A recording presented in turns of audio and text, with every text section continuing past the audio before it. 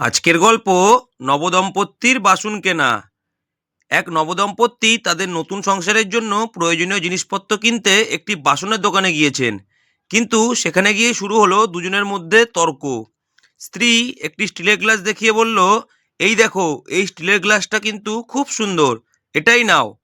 স্বামী নাক সিটকে বলল, না, এটা বড্ড ছোট, এর চেয়ে একটু বড় সাইজের গ্লাস নেব। দোকানদার ভাবলেন, স্বামী স্ত্রীর এই ছোটোখাটো ঝগড়া মেটানো দরকার। তিনি একটু সমবেদনার সুরে স্বামীকে বললেন, স্যার, নারী দিবস নয় পার হয়ে গেছে, তাই বলে কি ম্যাডামের কথা রাখবেন না? উনি যখন বলছেন তখন এই গ্লাসটি নিয়েই নিন না। দোকানদারের কথা শুনে স্বামী দীর্ঘশ্বাস ফেলে যা বললেন তা শুনে দোকানদারের চক্ষু চড়ক গাছ।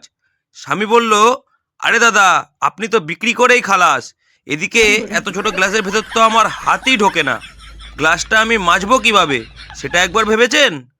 স্বামীর মুখে এই সংসারী উত্তর শুনে দোকানদারের চোখে জল চলে এলো। তিনি বুঝলেন, বেচারা স্বামী বিয়ের পর থেকেই থালা বাসন মাজার ডিউটি পেয়ে গেছেন। অসংখ্য ধন্যবাদ। গল্পটি ভালো লাগলে লাইক করবেন, চ্যানেলটিকে সাবস্ক্রাইব করে নেবেন এবং এই গল্পটি আপনাদের বন্ধু ও প্রিয়জনদের কাছে শেয়ার করবেন। এতক্ষণ সময় দেওয়ার জন্য আপনাদেরকে অসংখ্য ধন্যবাদ। ভালো থাকবেন, সুস্থ থাকবেন।